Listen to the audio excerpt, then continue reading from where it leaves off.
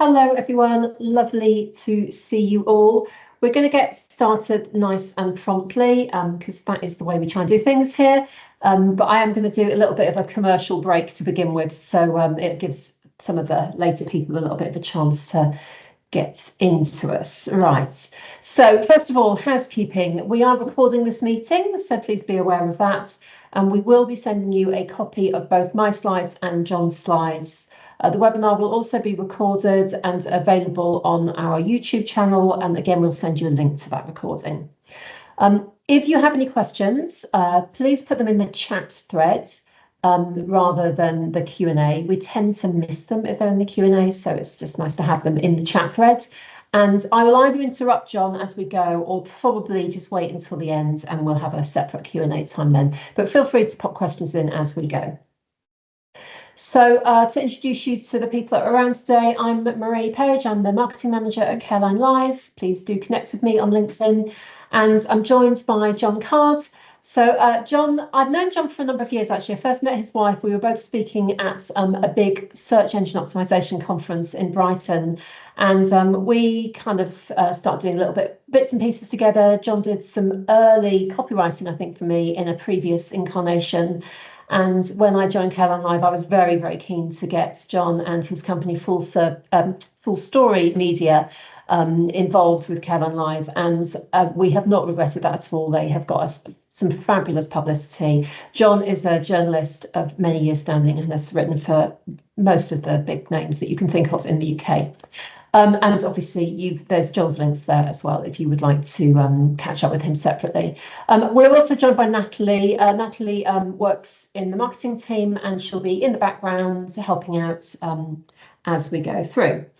Okay, so just for those of you that are not aware of CareLineLive, just very, very quickly, we are an all-in-one home care management software. We work with over 700 care agencies in the UK and a few other countries, mainly Australia, but most of our focus is in the UK. We are a digital social care records provider, so we're on the NHS Assured suppliers list. All of our development work is done for our UK solution is done in the UK. Three aspects to our interconnected platforms, really.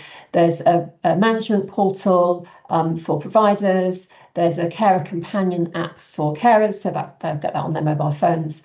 And then there's our Care Circle portal, which friends and family of service users have. The two things I always like to say about CareLineLive is that our customer service is second to none. We are the top ranked home care software provider on Trustpilot in the UK. We are the only one that is ranked as excellent. So that really speaks for itself. You can go to Trustpilot and look at those reviews. And when you come to ask us about pricing, it's all very straightforward. It's one system, one price per carer generally, and we don't charge for office-based users. So the fun thing is Clive. Let me see so I can put him. This is our digital dinosaur, Clive. Now, we have him as our new mascot because providers often say to us, I feel like a digital dinosaur when it comes to technology, and I, or my team, or my carers are very fearful of new tech.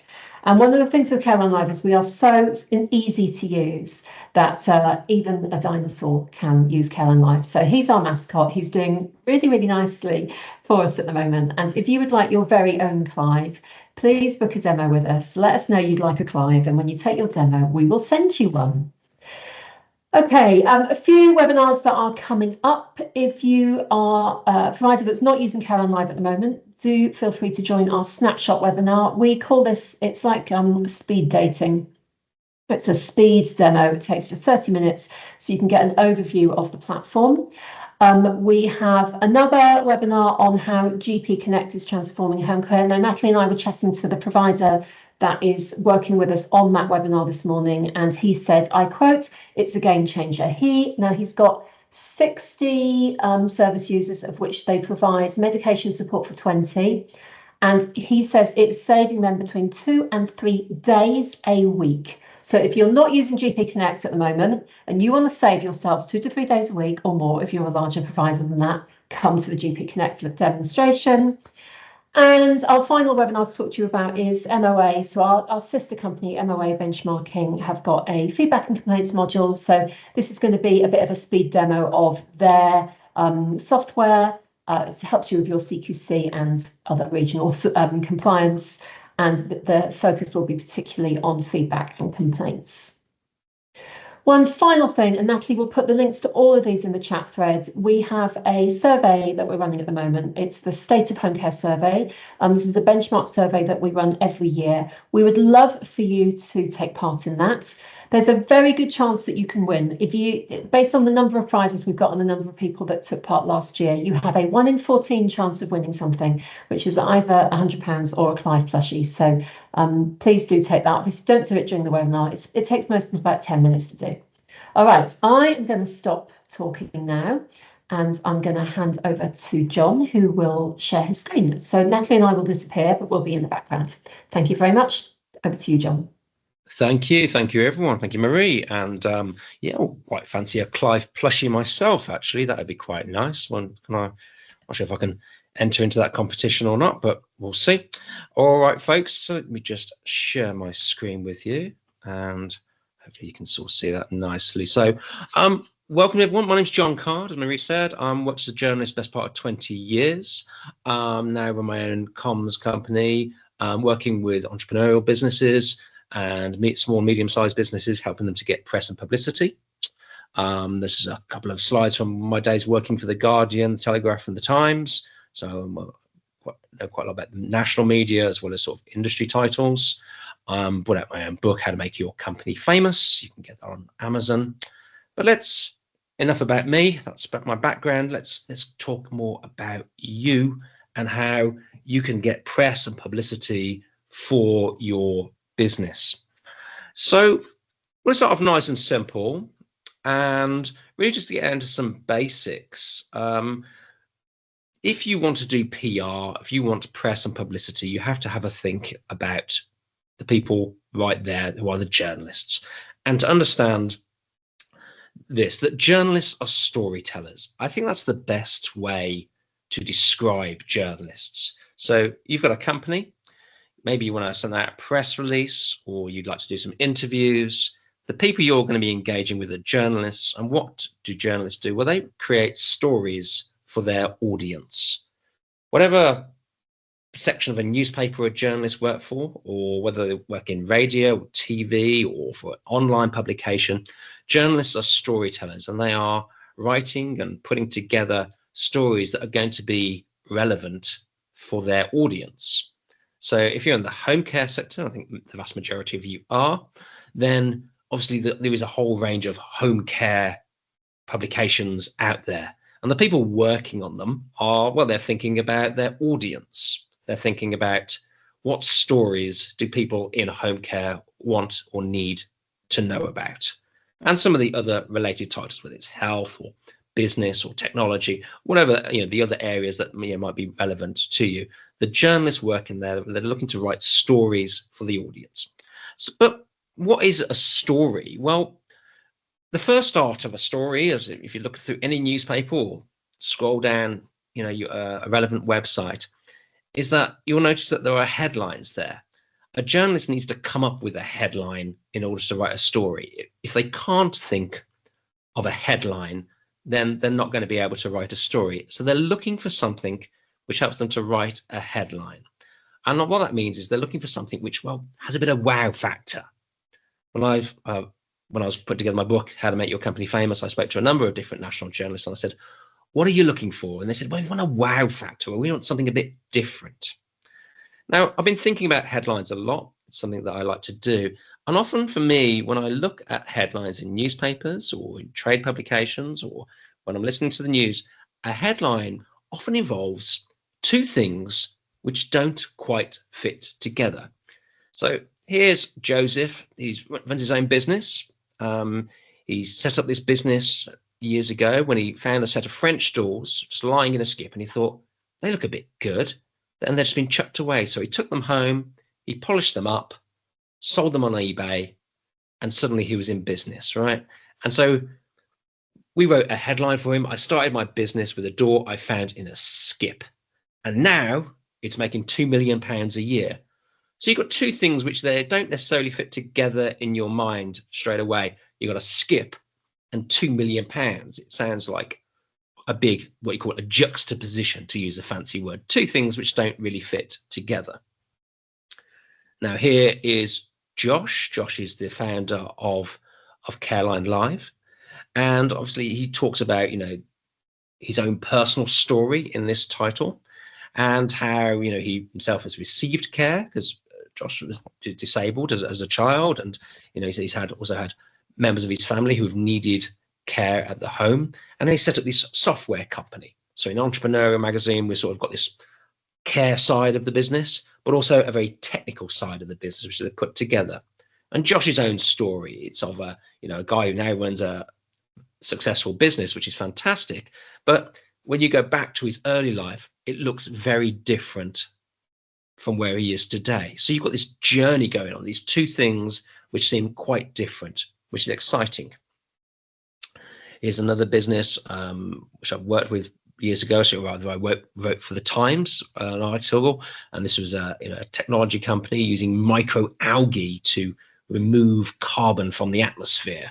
And so here you have a startup trying to save the world. So a tiny company, a huge problem, got these tiny organisms, and then a huge global problem in terms of climate change. This is my friend Neil, who I did a little bit of press and publicity for. He's the world's highest bike ride. Suppose if you climbed up a mountain, you wouldn't expect to see some guy trying to ride a bike up there, but that's one of the things that Neil does. So he's got a bit of wow factor. And here is Casper, who came onto one of my media training sessions many years ago, not long after he'd sailed around the world with his wife and children. And his wife was seasick, and the kids were all on the boat. But so just the picture there, just I think, encapsulates the headline. So journalists, they're looking for this wow factor. That is one thing. Now, if you're thinking, I don't really have any wow factor, I mean, firstly, you might have more than you think if you explore your story, but there are other ways in to the media. For instance, journalists, they always need inside voices. Imagine you got a journalist that's sort of sat in an office somewhere. They don't really know what's happening out there in the home care industry right now. They don't know what's happening in lots of different places. They need people to speak to them. They need experts. They need someone to say, look, I've been running a business for a number of years. I know what's going on here. I've got some thoughts on the latest issues. Maybe it's around government legislation. Maybe it's around the challenges or the economic challenges. Maybe it's something else which we haven't thought about, which is really important in the industry. Journalists need to speak to people to put together those headlines, to get together those stories. They need that inside information. They need your opinions. They need your expertise. Now, you might think, oh, I'm not an expert. Okay, let's just take a little step back. If you've been running a business, or you've been heavily involved in a business in the industry for a number of years, trust me, you've got inside expertise, which the vast majority of people do not have. So put aside any maybe imposter syndrome that you might have. Journalists are much more likely to speak, much more keen to speak to you than you might think.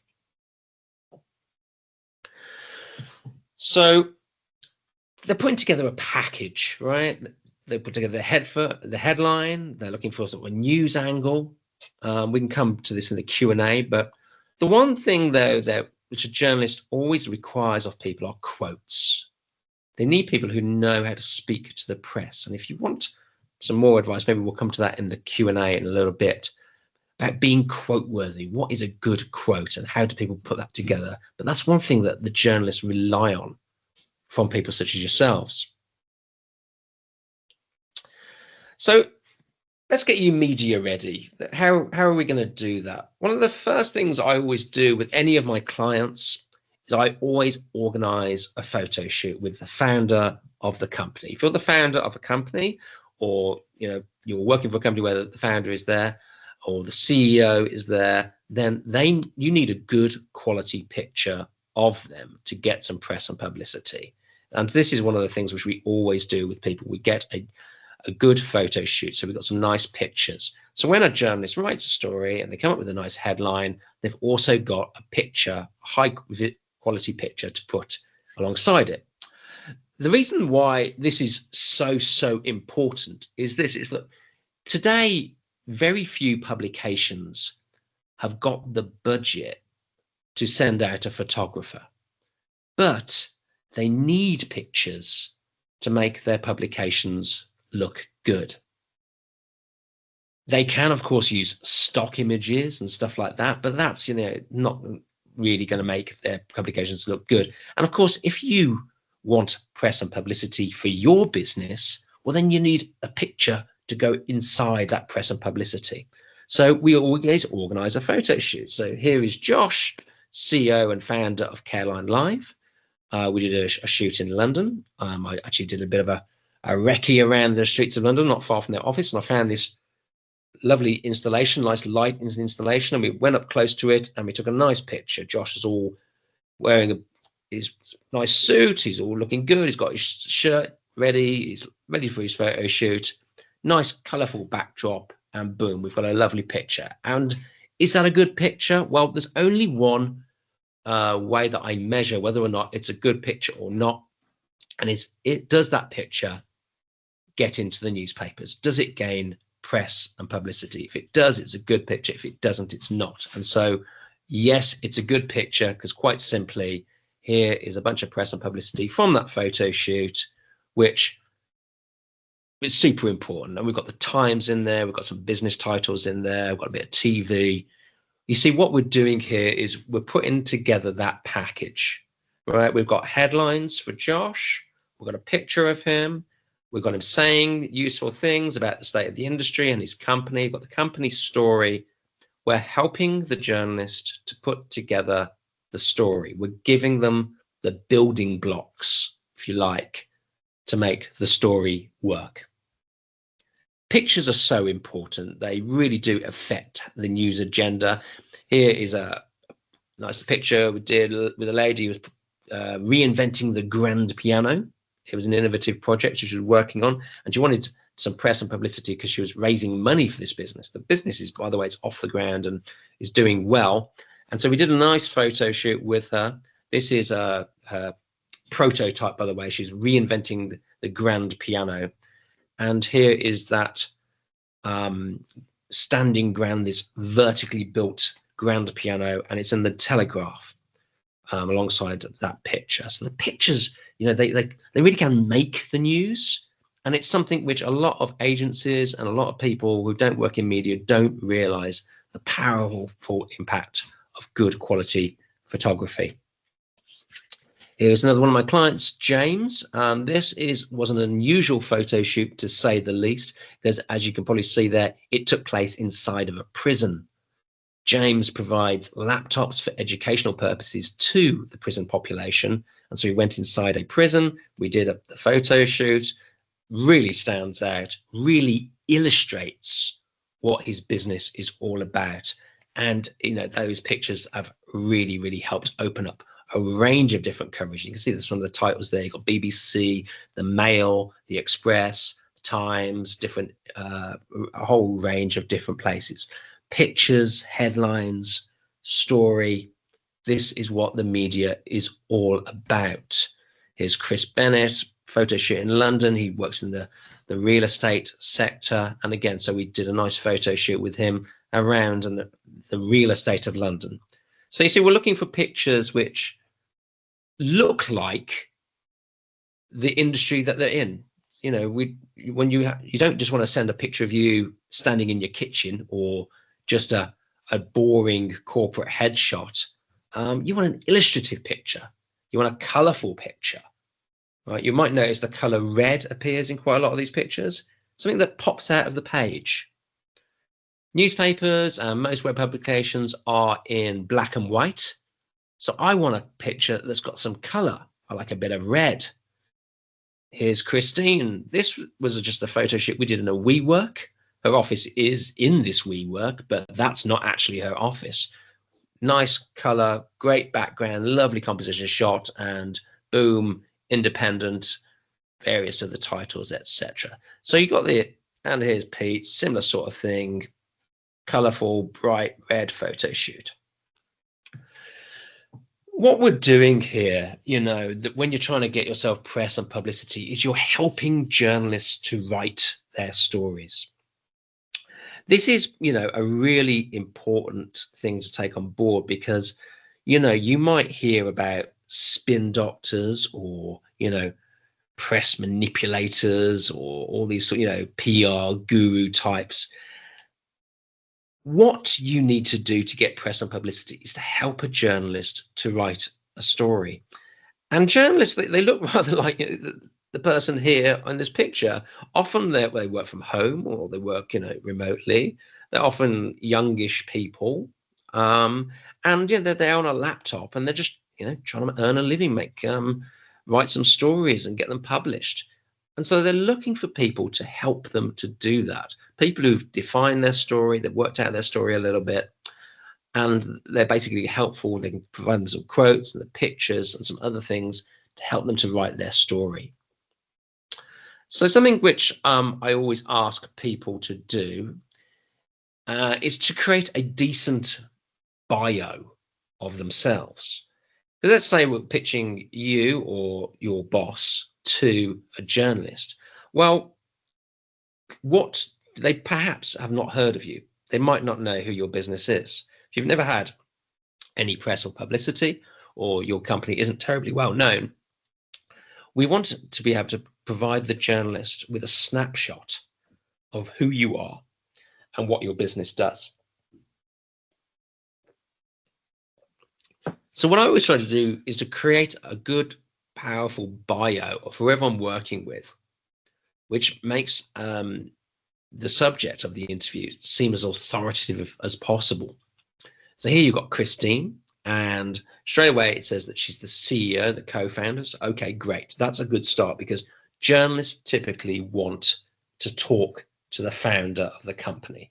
Okay, they want to talk to CEOs, founders, perhaps chair people. They generally don't want to speak to sales directors or sales managers or marketing managers that much. Okay, no offense, guys, it's just the truth. Years ago, I had a very nice guy come to one of my events. He had a fantastic story, and then I asked him, so who's doing the interviews? And he was basically the sales development lead, and he said he was. And I said, well, what is the founder of the business doing? And the founder of the business was not doing the interviews. And so they were not getting the press and publicity which that company deserved. They swapped that around, and very quickly they got a lot more press and publicity.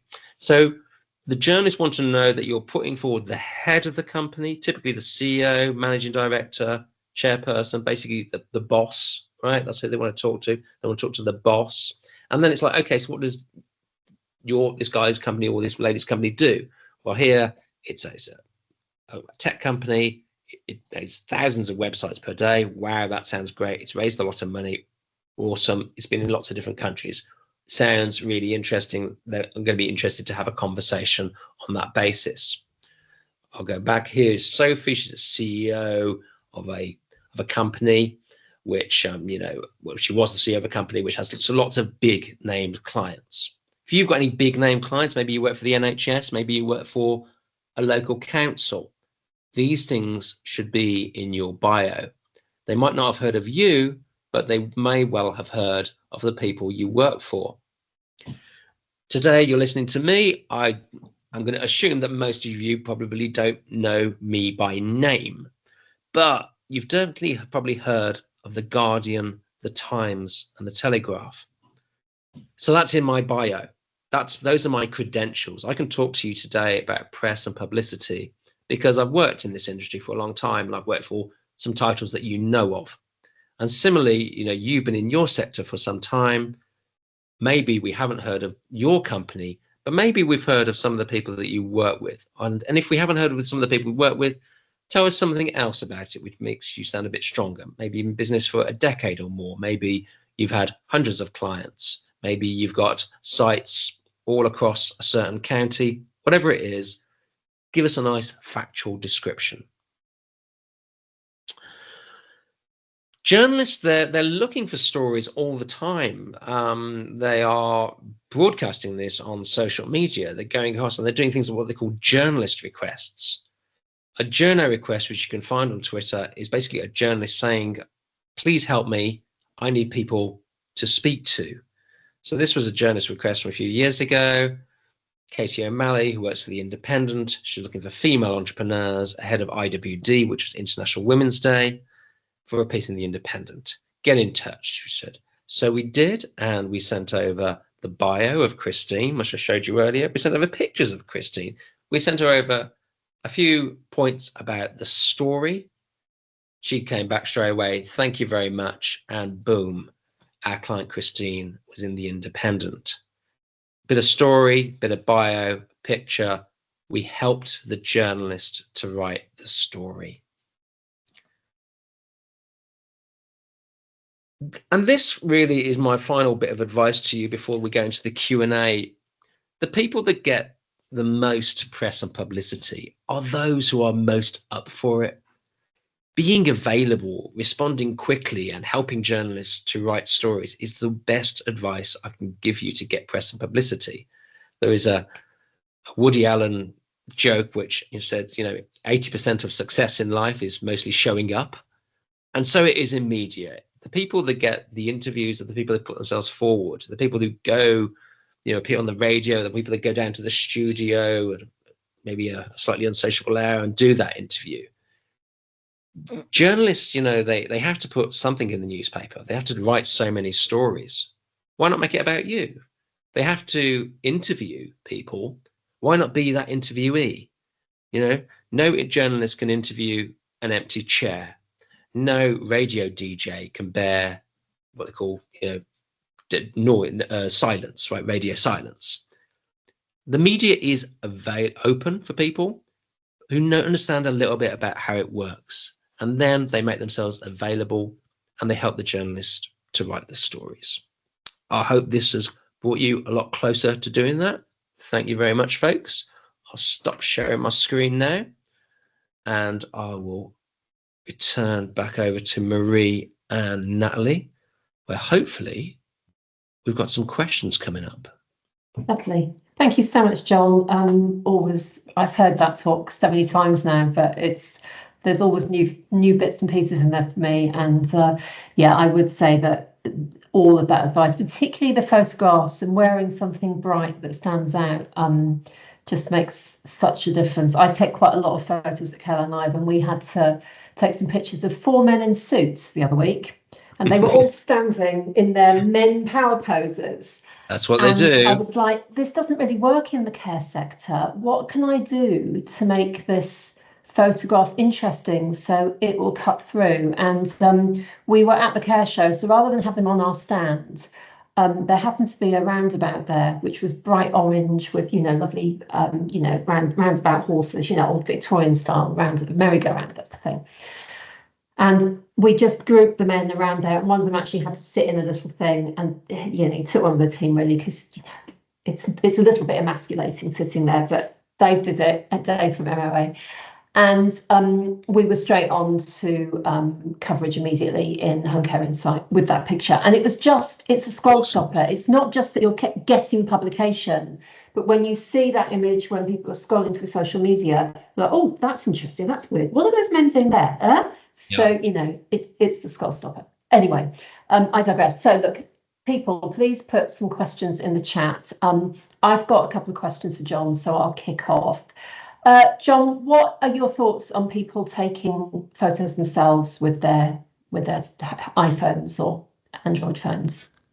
Sure. So it's interesting. I'll tell you a little story. I was commissioned years ago to write a piece for The Guardian, and I was asked to interview 3 different businesses, write 400 words for each, and then send it over, and tell them to send some pictures to the picture desk.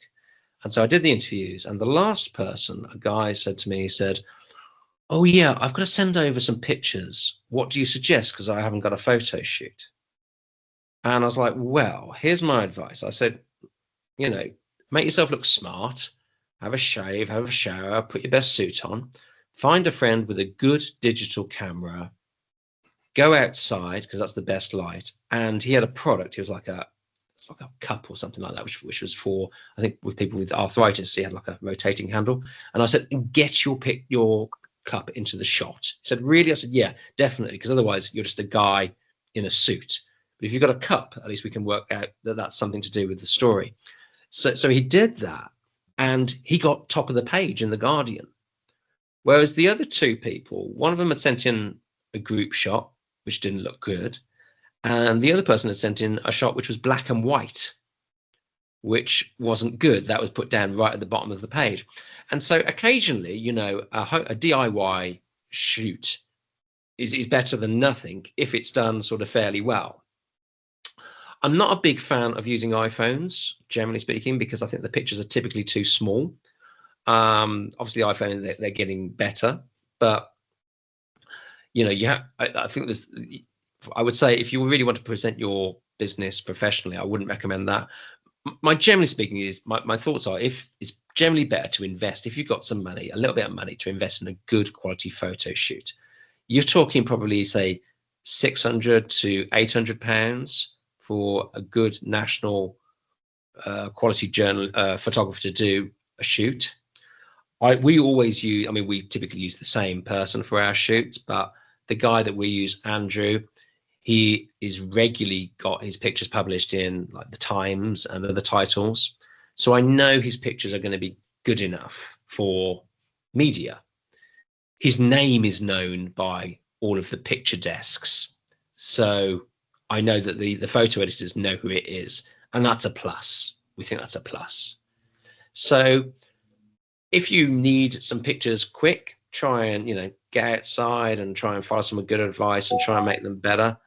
But really speaking, once a year, maybe, no more than that, get a photographer in and do some good pictures. And if you want press and publicity, I suggest you get a photographer who has done some work for the national media. That's what we would always do. Yeah, I think that's really good advice. I mean, I'm a bit notorious for getting all the bang for my buck that I can with photographers. So, you know, the last time we had Josh photographed, we needed actually to photograph Josh with the Clives, and we'd actually decided that we were going to take Josh to. We've got a place near where the office is that's got a load of dinosaurs in it, obviously plastic or, you know, stone dinosaurs. And the idea was that we were going to take Josh down there with some Clives. And when the day turned up, it was pouring with rain. And John's photographer just said, it's not a problem. Look, have we got a cardboard box? So what we did was we cut a hole, put Josh's head in the cardboard box, stuck a load of Clives around him, and the photo's cracking, and it's had some media coverage already. So, you know, it's that sort of level of creativity. But we didn't just do that on that day. I also needed another member of staff that we were doing some profiling with around Mental Health Awareness Day. So we got the photographer to take some photographs of her as well. So, you know, and you'll often find that someone, once they've got everything set up, they're quite happy to take, you know, a few more pictures of other members of staff as well. Yeah, I should have added that picture of Josh surrounded by cuddly toys into my slides. Or maybe I'll pop that into the slides before they go out to everyone. I'll add that in or something. Yeah, please do that. It's a really interesting picture. It's on our website under Clive's Meet the Team interview. I know it's under the Meet Clive page, but yeah, we can do that. Does anyone have any other questions? Natalie, did you have anything that you wanted to ask? Yeah, the question I had in mind, or what I've been thinking about, is how home care providers can maybe use stories of what may be happening with their service users and clients. Sometimes there are some beautiful anniversary stories or family insights, and if that can be used with journalists for local press to kind of create a bit of a happy press and like stories in the community. Yeah, I think there's a lot to be said for creating case studies of work that businesses do with their clients. I think that's really, really important. I think that, and for me, you know, you can create a case study ever so simply. It really only requires three main questions. If you've gone to work with someone, it's basically sort of, where was the customer at the start? How did you help them? And what's been the impact on their life since then? And there you get like a transformational story of like, this is how someone came to us. Perhaps they weren't, you know, in a very good way. Maybe they'd had a bad experience, and then they met your team. Your team were very nice to them. They looked after them very kindly, and then they brought them over to a place where they're so much happier, and now you're sort of a big part of their life. And that kind of transformational customer story, I think, is really useful. So it's basically 3 questions. That's all it is, basically, sort of before, during, and after. And I think it's a really good idea for nearly all businesses to do that, to work with their speak to their customers and sort of say, okay, could you tell us about the experience that you had, and can you share a little bit? And then you put together a nice case study. So storytelling, super important, and customer stories are very, very important too, no doubt about it. Thank you. So what I often do when I talk to providers, as a professional marketer, there's a team of people working with me, and I'm talking to providers about how they can do their own marketing. And one of the first things I'll say is, I know none of you are probably marketers. You are, care business owners, you're care coordinators. You've come into this sector through a completely different route that's probably not to do with marketing. So I'm not expecting you to have all the skills that a professional marketer would use. So when it comes to press and PR, John, if someone's putting a story together, a press release, what kind of tips would you give them beyond the headline? I mean, it would, for instance, ChatGPT be a helpful tool to use to help them with writing if they feel that their copywriting isn't great. So when the journalist is writing a story, when you are a journalist, one of the things you learn to do is to ask lots of questions and to sort of delve into what are the facts. And the simplest questions are really the simplest questions. The first question is like, who? Who is this story about? Who is involved in it? Who is quoted? What are the names of all of the relevant people that's going on? So, you can just start by just writing down the names of the people. Maybe it's a new partnership you're agreeing with.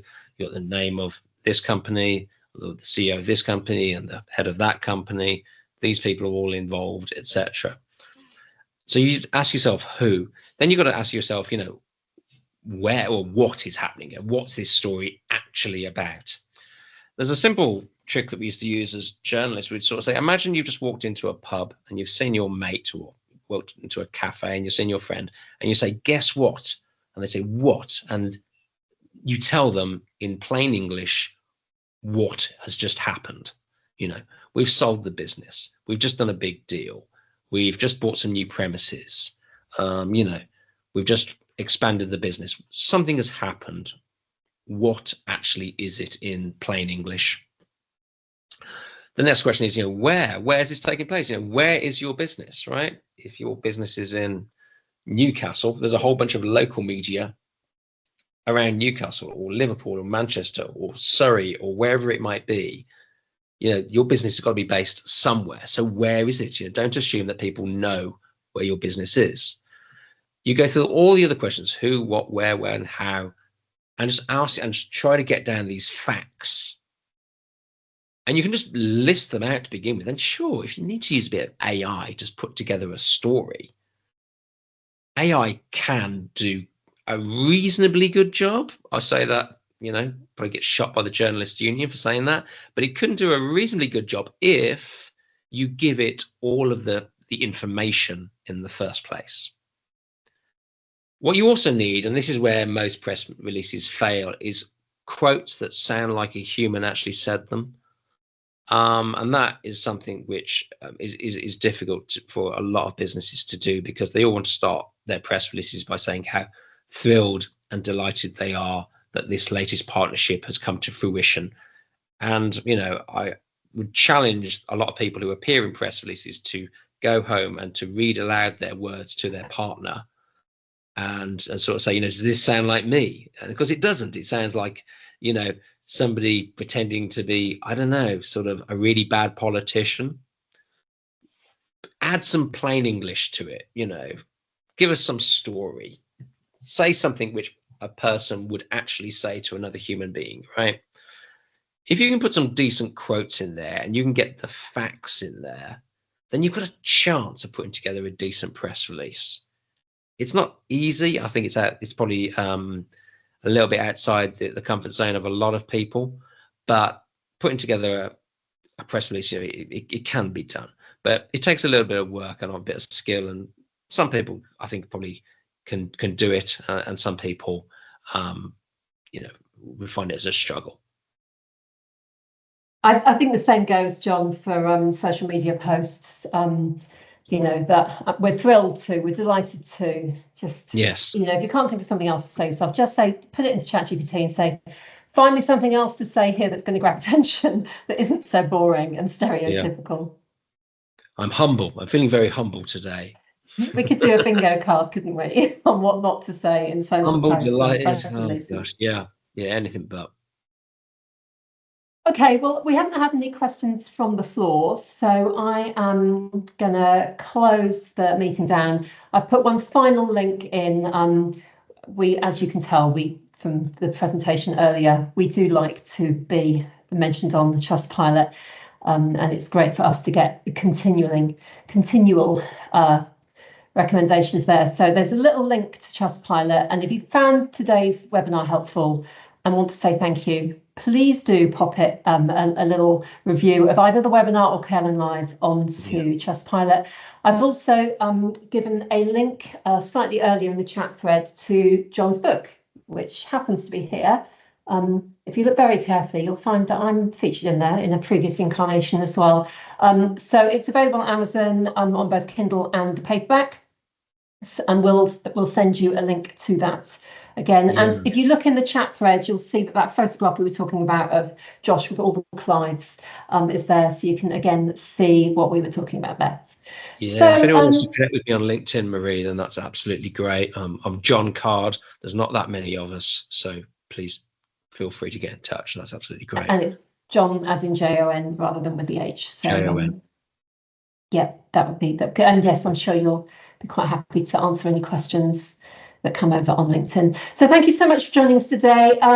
We've done a few of these Marketing 101 webinars. We're going to probably do a Human Resource and HR 101 webinar at some point in the next few months. We're going to be looking at some protected characteristics and making sure that you're compliant with those. So watch this space in terms of webinar invitations coming forward, but Christmas quite soon, and so it's probably going to be one we go for in the new year.